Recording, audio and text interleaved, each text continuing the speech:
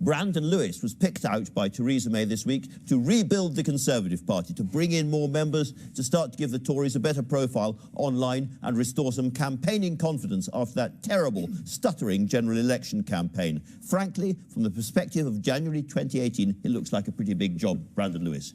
Can I start, however, by asking you about the John Worboys case? Can you confirm the government is looking for judicial review to reverse the decision to release John Worboys? Yes, the Secretary of State is looking and now getting advice on whether it can judicially review it, because obviously if we can and the advice is clear that we can go forward with a judicial review in a positive way, then we will look to do that. I think every victim out there, every friend and family of victims, and anybody who's read about this case will want to know that we are doing everything we can to make sure that the victims are properly protected. And actually we're respecting the situation, the emotions and feelings that people have been through these tragic, awful situations will have. Do you personally understand the outrage there is out there about this case? Oh, absolutely. And I know somebody who's been through this and has been a victim of this. So, but even just reading about it, anybody out there will appreciate just how awful this must be for victims to see what is happening, to think about somebody like that being out on the streets. So I think it's absolutely right. The Secretary of State for Justice will be doing everything he can to make sure this man stays behind bars. Right, you've taken over the Conservative Party as chairman. Would you like to see the Conservative Party having more members? Well, I'm always looking to have more people out there working for the Conservative Party, delivering leaflets, as we were yesterday in my constituency and across the country, as well as knocking on doors. And ultimately, the number that really matters to me, obviously, in May this year and then in a general election, voting for us in those elections. So you need those members. Have you any idea at all how many members you have at the moment?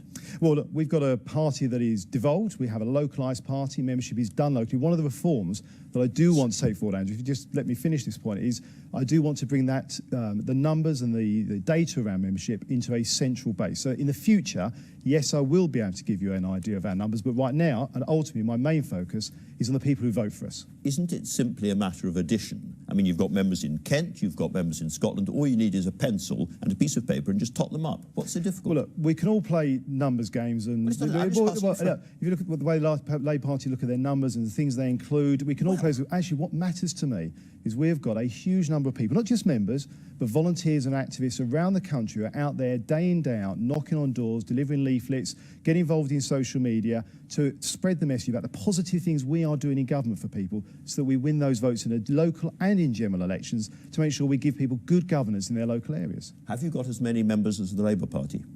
Well, so I'm not going to play a numbers game, as tempting as it is, Andrew. What I'm focused on, actually, what I have got... This is not just a numbers game, if I can say, is that they are absolutely taking you to the cleaners online, as you've more or less admitted, and they have lots and lots of people they can mobilise up and down the country to hit constituencies with lots of actual bodies knocking on doors and handing out leaflets. The Conservative Party has nothing like that number of people. We have a huge number of great people out there delivering leaflets, knocking on doors every day. And actually, as we saw at the last test, which was in June last year, where we didn't win the seats we'd like to win, but we did get over 1 million more votes than we had before, 42.4% of the vote, biggest vote share we've had in decades. And I want to make sure we're building on that.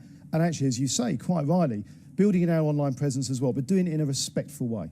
Now, talking of the online presence, you've more or less accepted the Labour Party doing better on Twitter and Facebook and stuff at the moment, and you are fighting back. Let's have a little look at one of the things that you're using to fight back. Came online, I think, this morning. We've banned credit card charges. Is that true? Well, the government's bringing that ban through. It's something that's coming through across the European Union. Where's it come from? Well, it's coming through across the European Union. It's coming here. It's an EU directive, is it not? Which, of course, we are, at the moment, currently part of. So you say we've banned credit card changes, the European Union has banned credit card changes, and you have been satirically mocked online already by Guy Verhofstadt for saying, very, very pleased the Conservative Party has seen the benefits of European legislation. Well, obviously the Conservative Party and our MEPs and our MPs and through the Council of Europe and all other areas, we are fully represented and part of that process of making those decisions. But I think what is really important... Slightly embarrassing though, isn't it? No, it's not. And actually we've got to spread that message much more widely around the things we're doing here at home, whether it's the work we're doing on the environment and making sure we're leaving a country better than we found it, but also make sure we do it with respect. What we're seeing in the Labour Party is the way that the online media is being abused in a way, and people are being abused on it, that is not acceptable.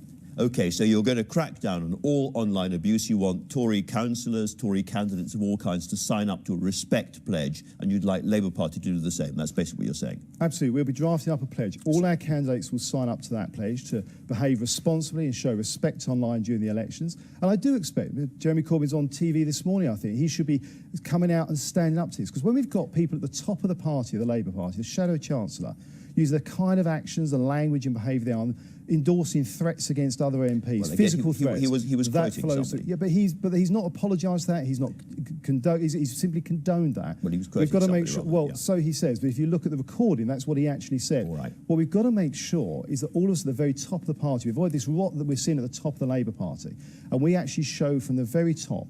We will use respect. We'll argue our case robustly, but with respect. I think no politician has had more abuse online and in person than Diane Abbott, including from Conservatives. Can you apologise to her if everyone's going to be respectful for what's happened to her? Well, nobody should suffer, and I do mean this cross-party. Any kind of personal, physical abuse online, it should be robust exchange of views. If we disagree on things that people are doing, we can agree on that. Abuse is a different thing, and that is not acceptable. And I will go further. If people in our candidates in the elections this year breach that code, and there is evidence they've breached that responsibility pledge, we will suspend them. And I call on the Labour Party to stand up and make the same statement. All right, let's move on to another subject. It's reported today that although Donald Trump said he wasn't coming for the February visit because he didn't like the sighting of the embassy and so forth, actually, the real reason is that he doesn't feel enough love from Britain for him. And he fears specifically that the Conservative Party thinks about him much as Jeremy Corbyn and Sadiq Khan think about him.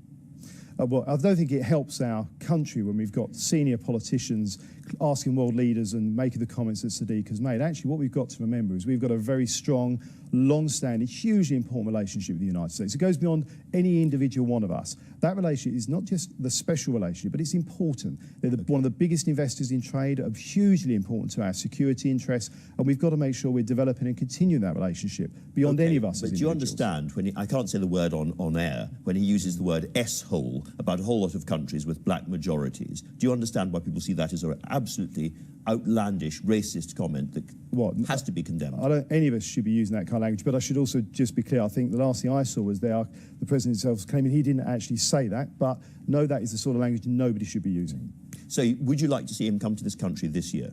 Actually, what I find slightly odd, and Emily was on just now, is, of course, Emily on this show less than a year ago said that he should be coming. I think it is right that the President of the United States has a welcome him to the United Kingdom. It's a very important relationship for us, and one that we should be looking to develop in the future for the benefit of all our residents and, of course, our industry businesses and our security relationship. OK, one big policy issue, Carillion, a company which is on the edge of collapse, looks after, maintains half our prisons, many schools, many hospitals. Isn't this a classic case of the dangers of privatisation, that you put a private company in deep into the business of the state, and then it gets into trouble, and you have a real problem about whether you're going to bail it out or what are you going to do with it? Well, obviously, there's a large amount of work. We're keeping a very close eye on this, make sure there are all plans and contingency plans in place. But it is a going concern. This is a business that is a going concern that we would look to see, and hopefully they'll be able to work with their partners to get the working capital they need to continue providing important services. Is there any chance of the taxpayer bailing it out? Well, I'm sure you'll appreciate, Andrew, it is a going concern. It's a very commercially sensitive situation, so I wouldn't comment further than to say it is a going concern. Rule out the taxpayer bailing it out. I would hope to see that the working capital they need will be there working with their partners, but of course ministers and my colleague, the Secretary of State of Business, is keeping a very close eye on it. Brandon Lewis, thanks very much indeed for joining us today.